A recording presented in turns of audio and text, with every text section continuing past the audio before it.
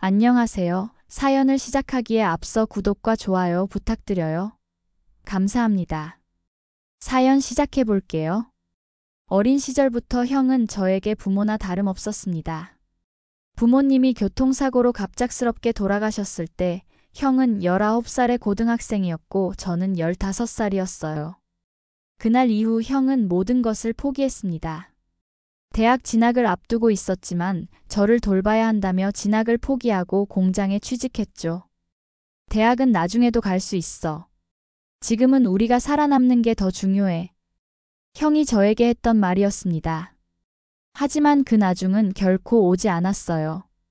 형은 저를 위해 자신의 꿈을 포기한 채 매일 새벽부터 늦은 밤까지 공장에서 일했습니다. 그 돈으로 저는 고등학교를 졸업할 수 있었고 공무원 시험을 준비하게 되었죠. 공무원 되면 안정적이잖아. 너는 나보다 더 나은 삶을 살았으면 좋겠어. 형은 항상 그렇게 말했어요. 자신보다 제가 더 나은 삶을 살기를 바랐죠. 저는 그런 형이 자랑스러웠고 감사했습니다. 물론 넉넉한 살림은 아니었지만 우리는 성실하게 살아가고 있었어요. 그러다 형의 인생에 변화가 찾아왔습니다. 형은 28살에 결혼을 했어요.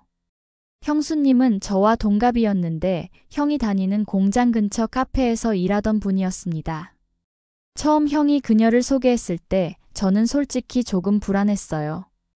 형수님은 예쁘고 화려한 성격이었거든요. 반면 우리 형은 무뚝뚝하고 묵묵한 사람이었죠. 형, 정말 사랑하는 거야? 제가 물었을 때 형은 쑥스러운 듯 웃으며 대답했어요. 그런 것 같아. 처음으로 누군가에게 내 모든 것을 주고 싶을 만큼. 그 말에 저는 더 이상 질문하지 않았습니다. 형이 행복해 보였으니까요.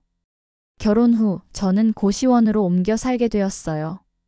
신혼부부인 형에게 부담을 주고 싶지 않았고 무엇보다 공무원 시험에 집중하고 싶었거든요. 생활비를 벌기 위해 틈틈이 배달 아르바이트도 했습니다. 처음에는 모든 것이 순조로웠어요. 형수님은 형에게 잘해주는 것 같았고 가끔 만날 때마다 저에게도 친절했습니다.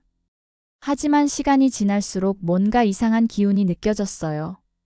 형수님의 눈빛에서 불만족스러움이 보였고 점점 형에게 무언가를 요구하는 횟수가 늘어나는 것 같았습니다. 오빠, 나 이번에 본 가방 너무 예쁜데? 생일 선물로 어때? 오빠, 우리 이번 휴가 때 하와이 가면 안 될까? 그럴 때마다 형은 묵묵히 일을 더했어요. 초과 근무, 주말 근무. 형의 얼굴은 점점 지쳐갔지만 형수님을 행복하게 해주고 싶어하는 마음만은 변함이 없었습니다. 어느 날 저는 고급 주택가에 음식 배달을 가게 되었어요. 꽤 부유해 보이는 집이었습니다. 초인종을 누르고 기다리는데 문이 열리면서 저는 그 자리에 얼어붙고 말았어요. 형수님? 문을 연 사람은 다름 아닌 형수님이었습니다. 형수님은 잠옷 차림이었고 화장이 짙었어요. 형수님도 저를 보고 놀란 듯 했지만 이내 태연한 표정을 지었습니다. 아, 여기 어떻게?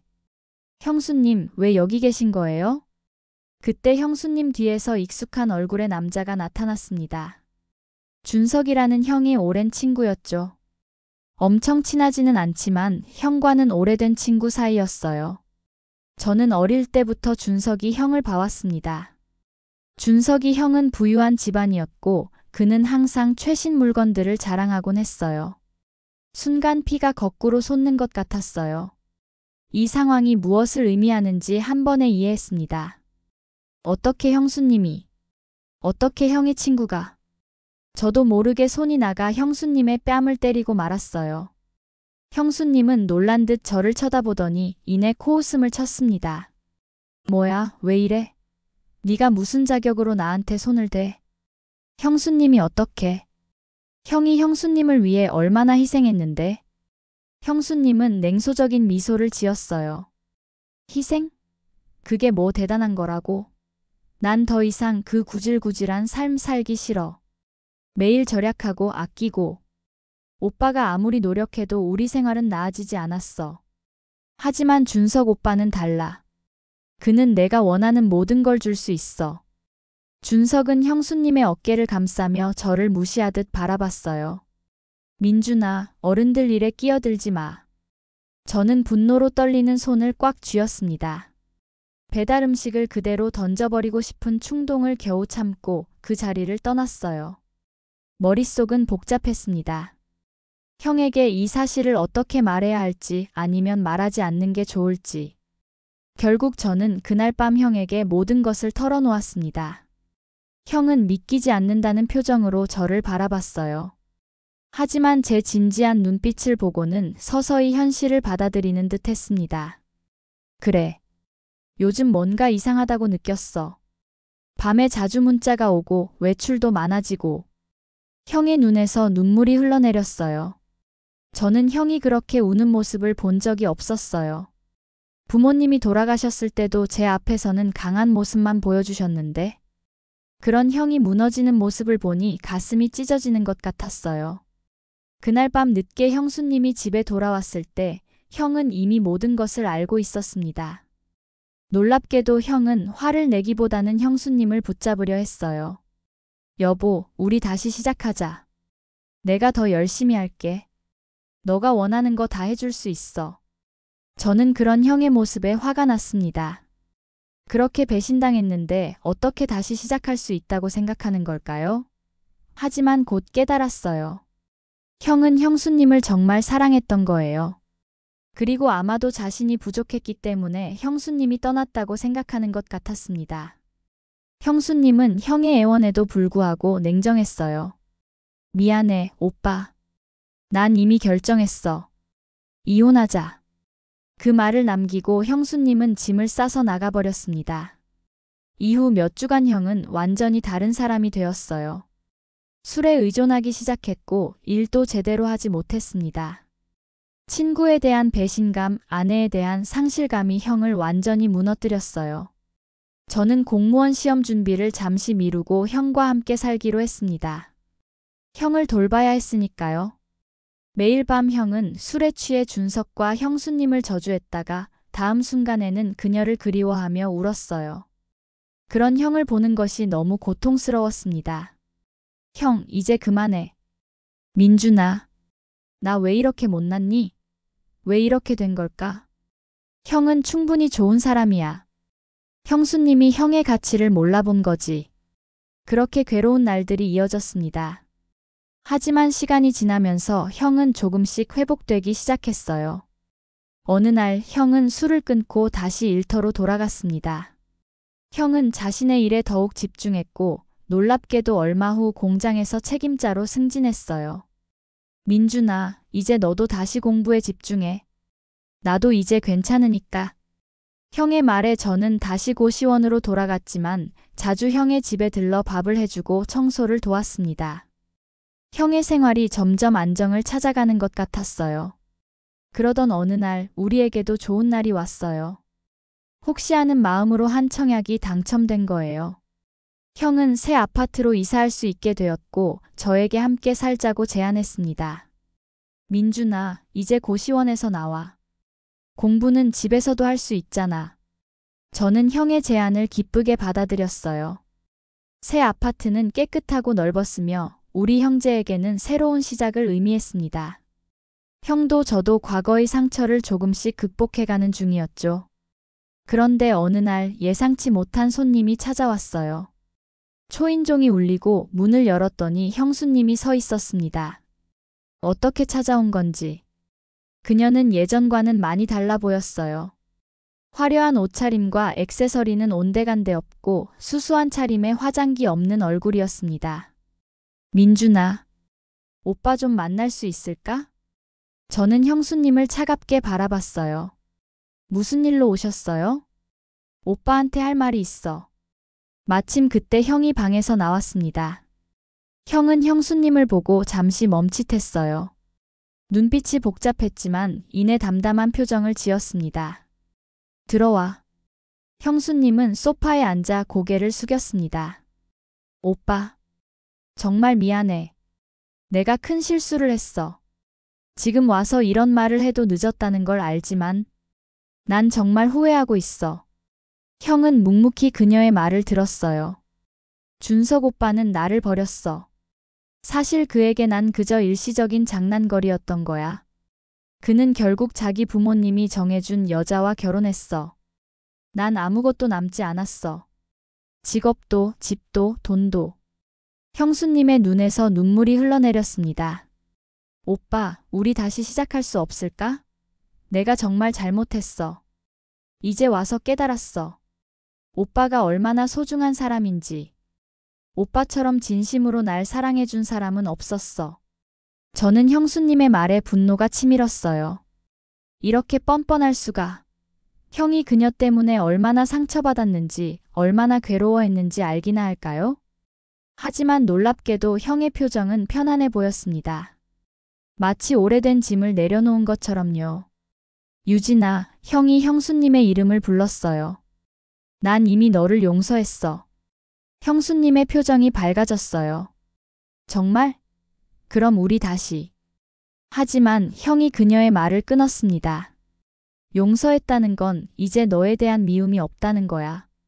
다시 시작하자는 건 아니야. 형수님의 얼굴이 굳었어요. 난 이제 내 삶을 찾았어. 네가 없는 삶에 적응했고 새로운 행복을 찾아가는 중이야. 솔직히 말하면 너와 준석이가 한 일은 처음엔 날 너무 아프게 했어. 근데 이제는 괜찮아. 난 지금이 좋아. 형수님은 눈물을 흘리며 형을 바라봤어요. 그럼 정말 끝인 거야? 오빠, 나 정말 오빠 없으면 안 돼. 이제 깨달았어. 형은 고개를 저었습니다. 네가 사랑하는 건 내가 아니라 내가 줄 수 있는 안정감이야. 네가 준석이랑 있을 때 난 정말 내가 부족해서 내가 떠났다고 생각했어. 하지만 이제 알아. 문제는 내가 아니었어. 네가 진짜 원하는 건 사랑이 아니라 물질적인 것이었으니까. 형의 말에 형수님은 더 이상 반박하지 못했어요. 그녀는 잠시 그 자리에 앉아 있다가 이내 일어났습니다. 그래. 이해해. 날 미워해도 좋아. 미워하지 않는다고 했잖아. 그저. 이제 서로 다른 길을 가는 거야. 형수님은 마지막으로 한 번 형을 쳐다보고는 고개를 숙인 채 집을 나갔어요. 문이 닫히고 형은 깊은 한숨을 내쉬었습니다. 민준아, 괜찮아? 오히려 형이 저를 걱정하는 모습에 저는 웃음이 나왔어요. 형, 내가 물어봐야 할 질문 아니야? 형은 괜찮아? 형은 미소를 지었습니다. 응, 나 이제 정말 괜찮아. 유진이를 다시 보니까 오히려 마음이 더 편해졌어. 내가 미련이 없다는 걸 확실히 알게 됐으니까. 그날 밤 형과 저는 오랜만에 소주를 한잔 했어요. 과거의 아픔 그리고 미래의 희망에 대해 이야기했죠. 형은 이제 정말 새로운 시작을 할 준비가 된 것 같았습니다. 몇 개월 후 저는 드디어 공무원 시험에 합격했어요. 형은 그 누구보다 기뻐했고 축하 파티를 열어주었습니다. 그리고 그 자리에서 형은 또 다른 소식을 전했어요. 민준아, 사실 나 만나는 사람이 있어. 저는 놀라서 형을 쳐다봤어요. 정말요? 누구예요? 회사에 새로 온 직원이야. 너무 서두르고 싶진 않지만 이번에는 정말 좋은 사람인 것 같아. 형의 눈빛이 오랜만에 행복해 보였습니다. 저는 진심으로 기뻤어요. 형이 다시 사랑을 찾아 행복해지길 바랐으니까요. 그로부터 1년 후 저는 공무원으로 일하게 되었고 형은 새로운 여자친구와 결혼을 약속했습니다. 형수님에 대한 이야기는 이제 우리 사이에서 거의 언급되지 않았어요. 하지만 가끔 의도치 않게 그녀의 소식을 듣게 되었습니다. 형의 동료가 말하길 형수님은 지금 작은 바에서 일하고 있다고 해요. 화려한 삶을 꿈꿨던 그녀는 이제 매일 밤 손님들의 술잔을 채우며 살고 있다고 합니다. 준석이에게 버림받고 형에게도 거절당한 후 그녀는 어디에도 의지할 곳이 없었나 봐요. 어떤 날은 그녀가 불쌍하다는 생각이 들기도 합니다. 하지만 곧 저는 그녀가 자신의 선택에 따른 결과를 받아들이고 있을 뿐이라는 사실을 상기해요. 우리 모두는 자신의 선택에 책임을 져야 하니까요. 형은 이제 완전히 새로운 사람이 되었어요. 더 자신감 있고 더 강해졌죠. 형수님의 배신은 형에게 큰 상처였지만 그것이 오히려 형을 성장시켰습니다. 때로는 가장 아픈 경험이 우리를 가장 강하게 만드는 법이니까요. 언젠가 거리에서 우연히 형수님을 마주치게 되었어요. 그녀는 많이 초라해진 모습이었고 저를 보자 얼른 고개를 돌렸습니다. 아마 부끄러움 때문이었겠죠. 그 순간 저는 복잡한 감정을 느꼈어요. 분노, 동정, 그리고 어떤 의미에서는 안도감까지. 저는 그저 지나쳤습니다. 과거는 이제 정말 과거일 뿐이니까요. 형과 저는 이제 각자의 길을 걸어가고 있었고 형수님은 그녀의 선택에 따른 길을 걷고 있었어요. 그것이 인생이겠죠. 우리는 모두 자신의 선택에 책임을 지며 살아갑니다. 형은 지금 행복합니다. 새로운 사랑을 찾았고 직장에서도 인정받고 있어요. 무엇보다 이제 형은 자신의 가치를 알게 되었습니다. 더 이상 자신이 부족하다고 생각하지 않아요. 오히려 자신이 얼마나 가치 있는 사람인지 깨달았죠.